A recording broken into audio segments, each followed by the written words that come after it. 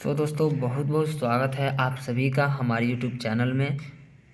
आज की इस वीडियो में हम लोग सीखने वाले हैं हैलोजन का आकार, यानी कि कार्बनिक यौगिक है कोई, उसमें हैलोजन जो है, अगर क्लोरीन है या फिर ब्रोमीन है या फिर आयोडीन है तो इसका क्या परसेंटेज होगा। ठीक है, कैसे निकालेंगे।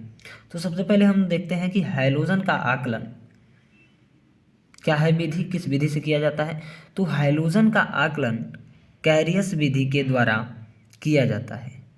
इस विधि में हैलोजन युक्त कार्बनिक यौगिक को कैरियस नली में लेकर सधुम नाइट्रिक अम्ल की उपस्थिति में एल्युमिनियम नाइट्रेट के साथ गर्म करने पर सिल्वर हाइलाइड, यानी कि AgX, एक्स क्या है यहाँ पे, हाइलाइड है।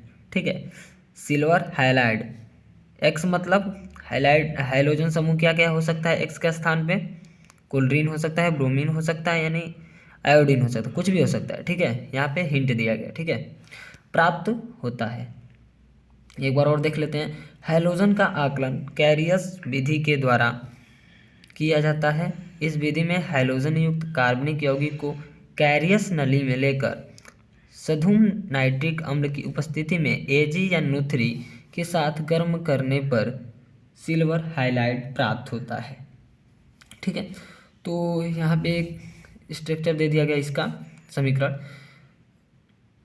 हैलोजन युक्त कार्बनिक यौगिक प्लस HNO3 प्लस AgNO3 क्या देता है, यह सिल्वर हाइलाइट। ठीक है, ये स्टेटमेंट दे दिया है। उसके बाद से इसका सूत्र जो निकला है, इस विधि में जो इसका सूत्र बनता है ज्ञात करने का, वो क्या होता है, वह महत्वपूर्ण है, देखते हैं। चलिए, तो अगर हाइलाइट समूह में अगर कार्बनिक यौगिक में Cl है, इसका परसेंटेज निकालना है कार्बनिक यौगिक में क्लोरीन का, तो इसका सूत्र क्या होता है, 35.5 बटा 143.5 गुणे AgCl का भार बटा कार्बनिक यौगिक का भार। अब परसेंटेज निकालें तो 100 से गुणा। ठीक है, चलिए, अगर Br रहता है तो यानी ब्रोमीन, ठीक है, तो इसका क्या सूत्र होगा, तो इसका होगा 80 बटा 188 गुणे